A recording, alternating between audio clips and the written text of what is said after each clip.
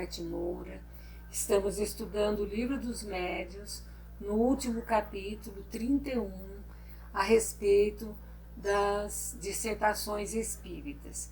E no programa anterior falávamos das dissertações apócrifas, que trazem um sentido totalmente diferente do que a assinatura que vem em seguida, com outras ideias, e nós queremos trazer uma comunicação que foi assinada por Napoleão e fala o seguinte: avante, filhos, cerrai as vossas fileiras, quer dizer, que vossa união faça a vossa força, vós que trabalhais na fundação do grande edifício, velai e trabalhar sempre para consolidar a sua base e poderdes então elevá-lo alto, bem alto.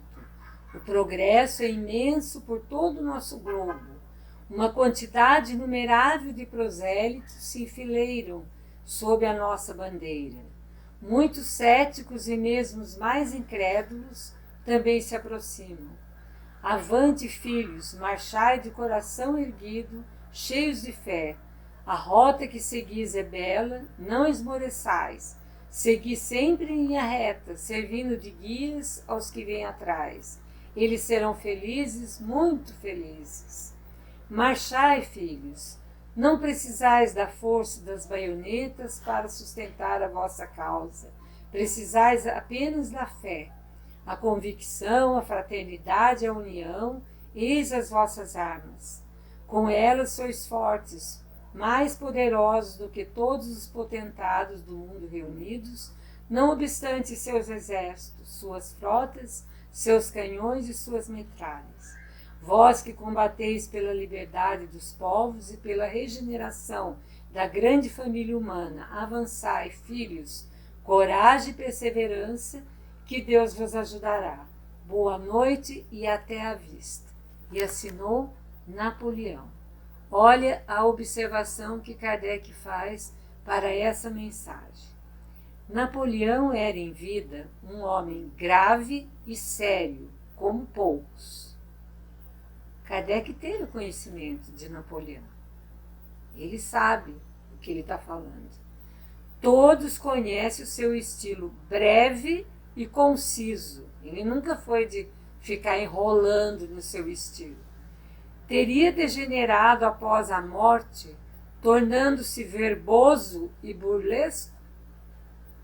Esta comunicação pode ser de algum soldado que se chamava Napoleão.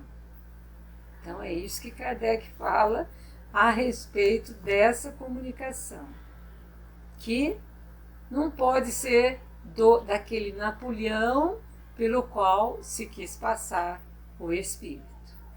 E o médium aceitou. Algumas comunicações que nós nem iremos ler, porque não vale nem a pena, foram assinadas por Jesus. E Kardec, ao publicar essas comunicações, fala o seguinte, observa o seguinte: não há nada de mal, sem dúvida, nessas comunicações. Porque o que ele fala? Ele fala: filhos da minha fé, cristãos da minha doutrina esquecida, sobre as ondas interesseiras da filosofia dos materialistas. Jesus falava desse jeito? É isso que Kardec está colocando. Mas o Cristo teve algum dia essa linguagem pretensiosa, enfática e empolada? Compare-se ambas com a que inserimos atrás, assinada com o mesmo nome, e se verá de que lado está o cunho da autenticidade.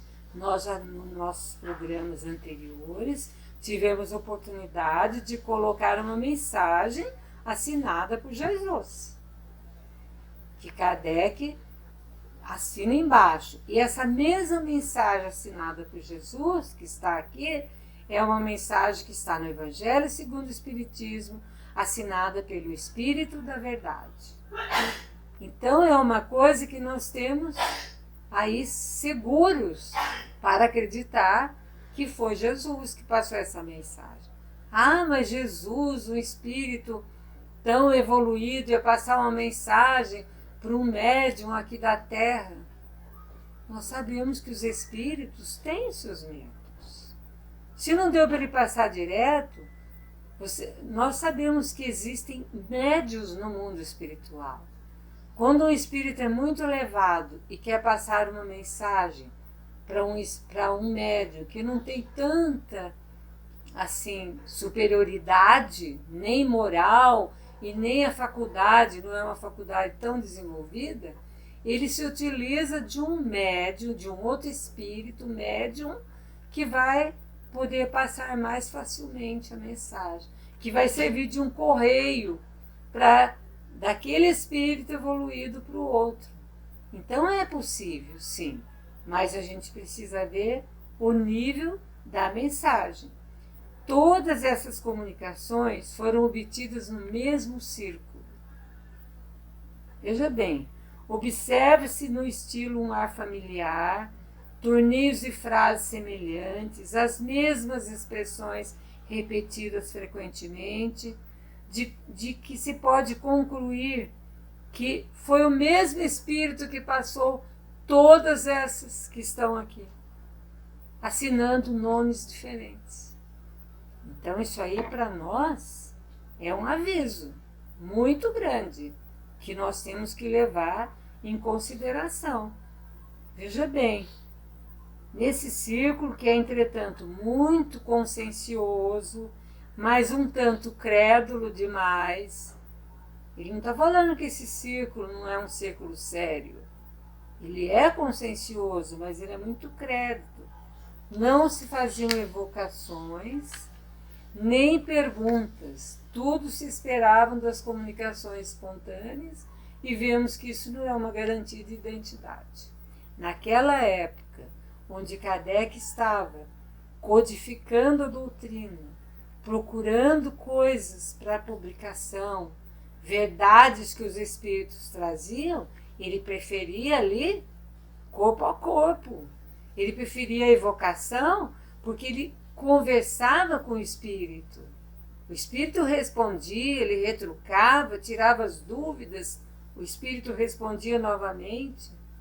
Com perguntas um tanto exigentes, dispostas com lógica, facilmente teriam colocado esse espírito no seu lugar. Então Kardec está achando que é o mesmo espírito que assinou Jesus, Napoleão, São Vicente de Paulo.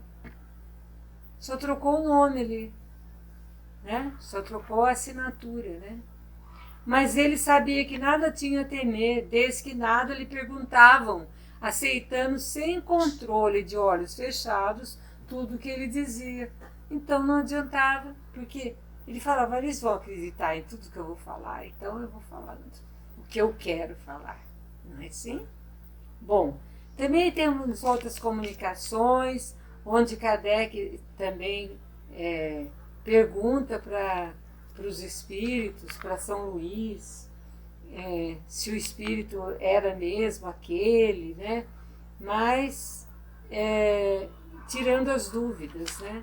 Mas nós temos aqui um rodapé de Herculano Pires, que eu acho muito interessante a gente deixar aqui, porque Kardec fala, por isso repetimos sem cessar. Olha, Kardec está falando a respeito dessas comunicações assinadas por nomes que a gente sabe que são espíritos superiores, que a gente venera. Estudai antes de praticar, pois é esse o único meio de não teres de adquirir a experiência à vossa própria custa, com os erros.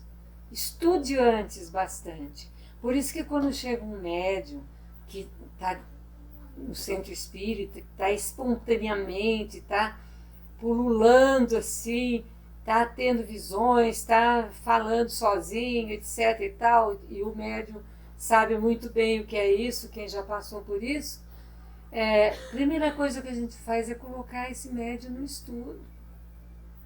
Ele vai ter que estudar. Não adianta colocar esse médium num trabalho mediúnico que ele vai, além de não contribuir para a sua educação mediúnica, ele vai atrapalhar. porque ele não tem ainda os elementos necessários, olha só, para poder distinguir uma comunicação séria da outra. Ele não tem a disciplina necessária que ele vai aprender e adquirir no estudo. É isso. Nós precisamos ter bem essa certeza. E o Herculano Pires fala assim: quisemos chamar a atenção dos leitores estudiosos atuais da doutrina que tanto se propaga entre nós para essa condição básica e tão esquecida da prática espírita, o estudo persistente, metódico e, portanto, sério da obra de Kardec. É isso que nós precisamos. Ninguém até hoje investigou com tanta paciência e segurança, pesquisou com tanto rigor os fenômenos espíritas em todos os seus aspectos, como o mestre codificador da doutrina espírita. Ele fez isso para nós e nos deu prontinho aqui, de bandeja. Como que nós não vamos usufruir de tudo isso para o nosso adiantamento, para o nosso conhecimento? Os exemplos que ele nos oferece nesse capítulo devem ser apreciados com atenção e vontade de aprender por todos os estudiosos. Desses exemplos, o nosso meio espírita, as nossas publicações, desde simples folhetos até revistas e livros, estão infelizmente repletos. A gente vê dentro da literatura espírita muita coisa que a gente fala: meu Deus, como é que se publicou isso? Umas coisas que fogem completamente da codificação. Eu não estou falando coisas que estão nas obras complementares que ajudam no entendimento daquilo que já nos veio por Kardec, mas coisas que são embutidas, que são colocadas, achismos, coisas que os espíritos que deixam esses médiuns todos crédulos no que eles dizem, trazem e, infelizmente, muita gente acredita. Por isso, quando chega alguém na casa espírita e fala: por onde que eu começo? Às vezes a pessoa não tem paciência de começar por o Livro dos Espíritos, que seria o certo, né? Porque ela não vai entender de cara aquela linguagem, ela vai achar que é muito difícil para ela.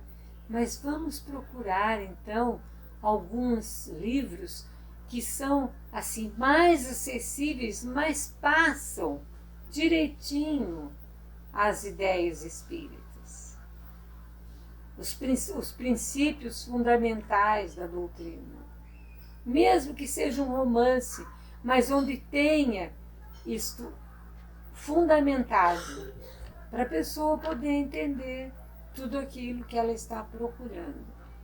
Um pouco mais de estudo de O Livro dos Médiuns, fala Herculano Pires, como vemos, teria evitado que tantas mistificações evidentes, destinadas a ridicularizar o espiritismo aos olhos das pessoas sensatas, tivessem sido e continuem a ser aceitas com a maior leviandade entre nós.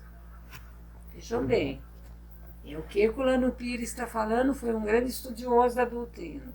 E ele fala que se nós estudarmos realmente, nós não vamos aceitar tudo isso. E finalmente, no capítulo 32, vem um vocabulário espírita. Então, eu peço a todos que abram o Livro dos Médiuns, no capítulo 32, e observem esse vocabulário espírita, que vai ajudar muito na elucidação, às vezes, de palavras que são achadas durante nos livros da codificação e que as pessoas podem não ter esse entendimento. Então, Kardec teve esta paciência e essa atenção para com os estudantes do Livro dos Médiuns, os estudiosos, de colocar no final do livro um vocabulário espírita para que se possa entender melhor a mensagem dos Espíritos. Então nós estamos aqui com a nossa missão cumprida, do estudo do Livro dos Médiuns, mas como eu já disse no programa anterior, isso não impede e nem pode impedir que continuemos sempre nos nossos estudos. Comecemos novamente, porque o que foi falado para Divaldo Franco, pela sua mentora, foi falado o seguinte, que se numa encarnação inteira a gente estudasse o Livro dos Espíritos, a gente ainda não conseguiria saber tudo que nós temos que aprender com o Espiritismo. Eu agradeço imensamente a todos que me acompanharam até este último programa do Livro dos Médiuns. Eu agradeço a todos e peço a Jesus que nos ilumine muito para que possamos continuar sempre os nossos estudos.